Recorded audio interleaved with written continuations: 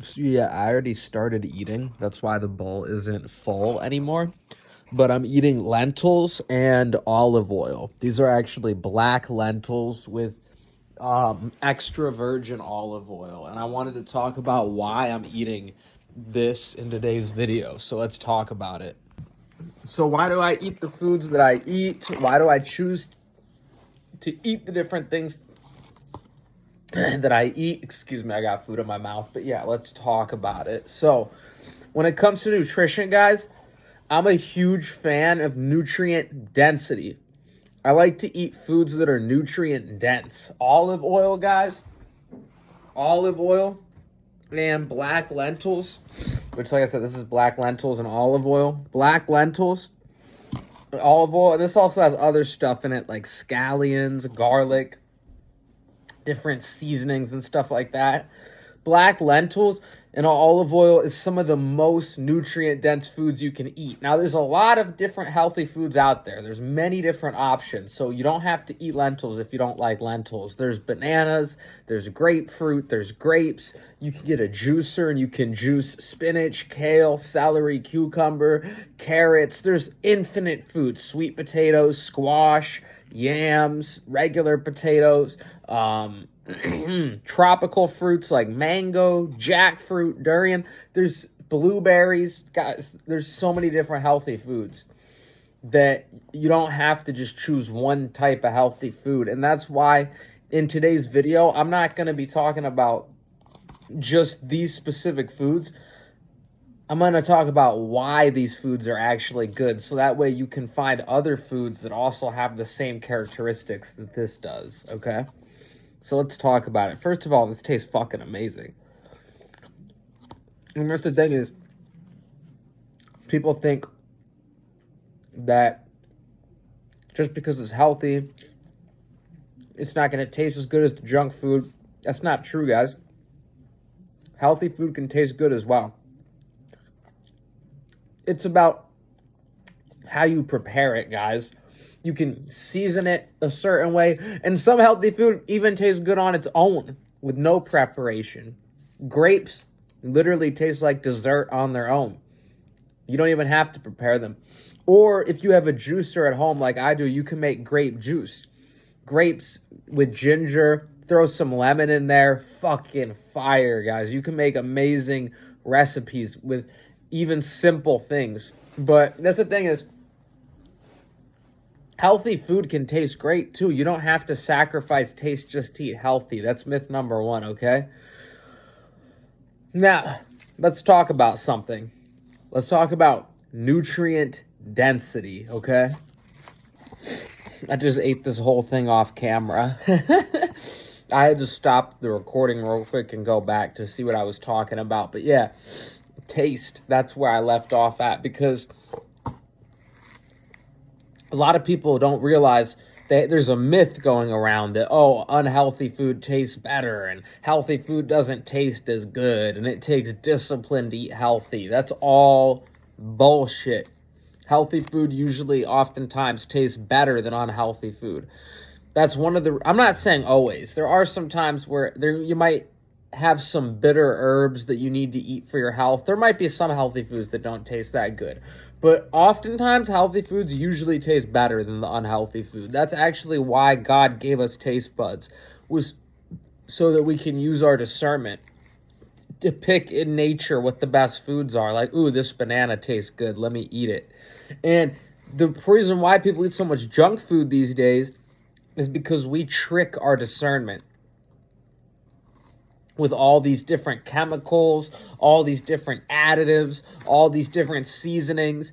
A Dorito would taste like shit if you just ate the ground up cornmeal on its own.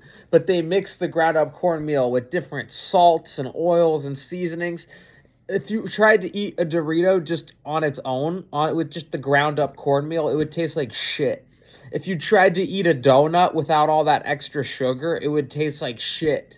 They make these foods taste good by adding a bunch of stuff to it. But the foods from nature, some of them taste so good on their own that you don't have to add anything to it. I don't have to add anything to this kiwi right here because it tastes good on its own. I don't have to add anything to this apple. I can just throw it in the juicer and make apple juice because it's good on its own. I don't have to add anything to this spirulina because it's good on its own. This is a great source of protein, by the way. I don't have to add anything to these eggs because they're good on their own. Maybe just a little bit of hot sauce and I'm good to go. Do you get the point I'm trying to make? A lot of stuff from nature tastes good on its own. You understand what I'm saying? But it's the artificial junk food that tastes so bad that they have to mask it with all these artificial flavors. Do you think a Sour Patch Kid would taste good if they took all the sugar out of it? No, it would taste like shit. That's why they have to dump loads of sugar in it. Well, guess what? This banana tastes sweet on its own. Nothing added to it. Even raw cane sugar is a natural way to sweeten your food. You don't have to use artificial sugar. You can use healthy sugar, like raw cane sugar. But why is it... I know I just finished the meal already. But why is it that I chose to eat lentils and olive oil for lunch? Let's talk about it. The reason why I chose to eat olive oil and lentils for lunch... Sorry, I almost missaid that. The reason why I chose to eat olive oil and black lentils for lunch. See the black lentils right here before they're cooked. They look like this. It's got other stuff in it too. I think those are like some orange lentils that got mixed in there on accident. Because I think my mom used the same scoop or something. So we got the orange lentils right here. But yeah, the thing is, ooh, we got the tomato. I didn't even know I had tomato, guys. But yeah, anyways. The reason why I chose to eat the black lentils and the olive oil for lunch is because it's nutrient dense. That's the important, and it tastes good, but it's also nutrient dense. Let's talk about nutrient density, guys. Every time you eat something, you got to think to yourself, okay, my stomach is going to have to break this food down. So how much energy is it going to take my body to break this food down versus how much energy is the food going to give me in return for breaking it down? Okay, so olive oil is extremely nutrient dense, guys. 1 tablespoon has 130 calories. So very little can give your body a lot of energy. It's calorically dense, which means it's good for building muscle, and it's also good for maintaining your weight as you get older. A lot of older people, they start to lose their hormones. They start to lose their muscle mass. So eating healthy, calorie-dense fats like olive oil, it can help speed up your metabolism. It can help you maintain healthy weight. It can help with your bones, your hair, your skin, your nails. So olive oil is nutrient dense. Olive oil is high in polyphenols. Polyphenols, I think, are like, I don't really know how to describe it exactly, but I believe it's a type of antioxidant that helps with your cells. You can look it up on Google, but it's very, very beneficial. So olive oil has healthy fats. It's good for your heart. It's good for your brain. It's good for your eyes. It's good for your nervous system. It's good for everything, guys. Olive oil. It's good for everything. And it's very nutrient dense. And it's the same thing with these black lentils, guys. Just a small amount of these has large amounts of protein, large amounts of carbohydrates. It has a large amount of antioxidants. That black color that it has, that black has a lot of good nutrients in that color. A lot of these things that have color in them in nature have a lot of good nutrients in them. Like blueberries have a lot of color to them. They're very blue. That blue is good for your brain, believe it or not, in blueberries. So the black in the black lentils is great for your body. Yeah, guys, so it's funny that I instinctively brought up blueberries because I just looked it up on Google, and the reason why the black lentils are black is because they contain anthocyanins, which is the same thing that actually give blueberries their color. And it's super important, guys, for inflammation, for your nerve health, for everything, for your brain, for everything. So black lentils can be good for your brain because they have anthocyanins, guys. And they have protein, like I was saying, and they have zinc. They have so many good things about them, guys. And so that's the thing is black lentils plus olive oil.